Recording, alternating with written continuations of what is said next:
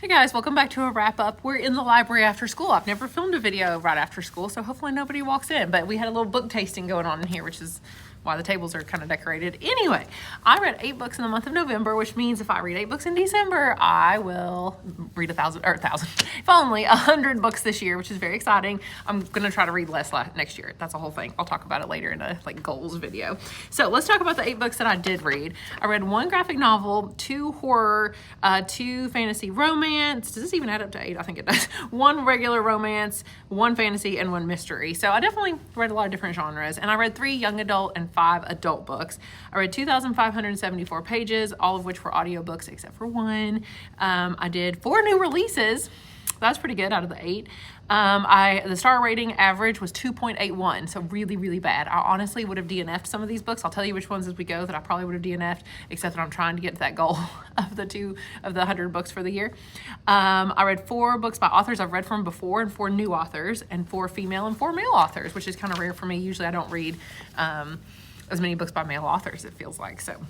Okay, the first book I read was a very short graphic novel. It's young adult. It's called Malcolm Kidd and the Perfect Song, and I just got it in the library and decided I would read it because why not? It's also really short, but it did take me a little bit longer to read than I anticipated. But anyway, it's pretty, and it's about sort of a haunted keyboard thing, and it involved music and just a cool little story. I don't know. It's been so long I can't even remember most of these. I don't want to tell you the plot summary. I'm tired. It's the end of the day, so we'll just go with the fact that this was a 3.5 star, which is one of my highest. Besides a 5 star, this is one of my highest of the month, if that tells you how my reading month went. Everything was very mediocre.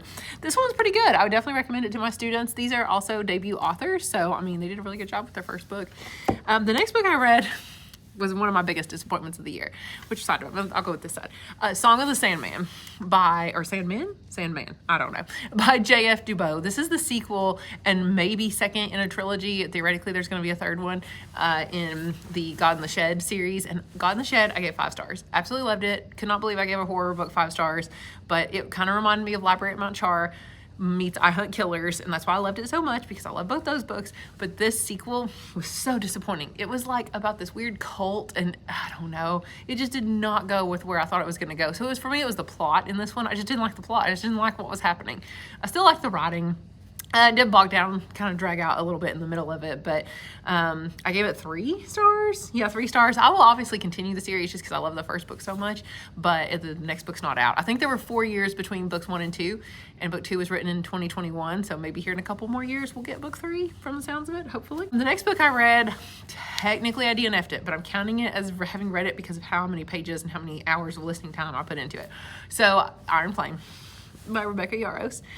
I gave Fourth Wing 4 stars. To everyone's surprise, I liked a fantasy romance. I gave Fourth Wing 4 stars and could not wait for the sequel. But I was a little scared, actually, a little hesitant going into it, because I only like romance books when it's like leading up to the romance, but the romance already happened now. So the buildup is gone. They're together now. So like, what do I care? You know, what are the stakes? I just don't care. And I guess if the plot had been more engaging or just faster moving, like I was just so bored. So I made it 56%, and you're like, how can you count that as having read the book? Well, because it's 623 pages, and the audiobook was like, oh my gosh, I don't even know. I think it was over 20 hours long. It was like 24 hours or something. I don't know.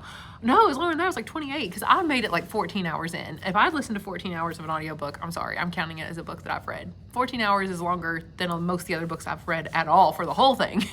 So anyway, I'm counting it as a book I've read, but because I DNF'd it, I technically have to give it 1 star. I give 1 star to every book I DNF. The next book I read, this is a book I would have DNF'd if it hadn't been for trying to get to 100 books, and I literally can't DNF anything else right now because I will have already sunk so much time into it. God Killer by Hannah Witten. Oh my gosh, it was like worse than Iron Flame. I didn't care about anything. There was nothing interesting in this book. I think it was released in the UK earlier in the year, like in January, but it just came out in the US not too long ago, and I hear mostly positive things, but a little bit mixed reviews on BookTube, and some fantasy booktubers I watch always talk about it, and I thought, well, I'll give it a try. I need like a good old fantasy. I'm like, am I even a fantasy reader anymore if there's not something else going on, if it's not urban fantasy or fantasy sci-fi or fantasy horror or fantasy mystery, just straightforward fantasy. I just did not care. I did not like it. And it was short. That was the other thing. But it's going to be a series 2, and I will not be continuing. I wound up giving it 2 stars, but honestly, I would have DNF'd it. Then I reread Slade House, and I gave this one 5 stars again. I'm always scared that 5 stars won't hold up, but I just read it last year, which is pretty close together to read it. It's right about a year apart. And it's so short. I just did a review, so go check out my review, but 5 stars, love it. It's like horror / sci-fi. The fact that it turns into sci-fi instead of being just a plain haunted house story is so much fun. So definitely check that book out. The next is, The Bromance Book Club by Lisa K. Adams. This is an adult romance, and the only reason I read it was because of the premise. So the premise basically is that all these guys that have trouble, well, they're all like members of this like professional baseball team, and they struggle with their, have issues with their wives at home, and they realize that the best way to fix their relationship is to read romance novels and then discuss them in a book club and use what's happening in the romance novels to fix their own lives, like get inspiration, for what to say or how to act or whatever, do what the characters are doing in the book to fix their problems with their wives. And so the main character doesn't know that this is happening until he's on the outs with his wife. His wife's gonna leave him basically because they've been struggling with some issues. And so he mentions it to his friends on the baseball team, and they're all like, oh, come to our meeting. And he's like, okay, what kind of meeting? And it turns out it's a book club. So they give him this like Regency romance to read. It's even better, right? And they're like, okay, take inspiration from this. And so he does throughout the book. I wish it had been more about the book club. He does take some inspiration from the book, and you get little snippets of the book within a book, like the romance book that he's reading. But mostly it was about the characters' relationships. But honestly, by the end of it, I just didn't want them to be together. I was like, do you all even love each other? Do you even like each other? But I was shocked they got back together. Anyway, I don't even know if they should have been together by the end of it. So it was fine. I think I gave it 3. Did I give it 2? What did I give it? I don't even know. No, I gave it 2.5 because I didn't really like it except for the premise. The premise is what kept me going. Then I read I Am the Weapon by Alan Zadoff or whatever. This is the first in the Unknown Assassin trilogy. It's a young adult series. I think the second one's called, I Am the Mission, and then I Am the Traitor. And this was just fine. I think I gave it 3 stars. No, I gave it 2.5 also because some of it was just so silly. But basically you follow this boy. I know I said I wasn't going to give you a plot synopsis, but here I am. But it's like a boy who's like the best assassin in the world, which is already stupid, right? That he's so young and he's just so great. And he has no personality at all, which is why I didn't like it as much as it reminded me of I Hunt Killers. I think it's even blurbed somewhere by Barry Lyga right here, I Hunt Killers. But the character has no personality at all, which is kind of the point. Like this, it's called the program that he works for, and they've taken all of his humanity basically away. I mean, not really humanity, but just his personality at least away. And he's just their kind of little robot killing machine, So I get that that's kind of where it's going. Maybe in the rest of the series, he gains more of a personality. But as of right now, I just did not care.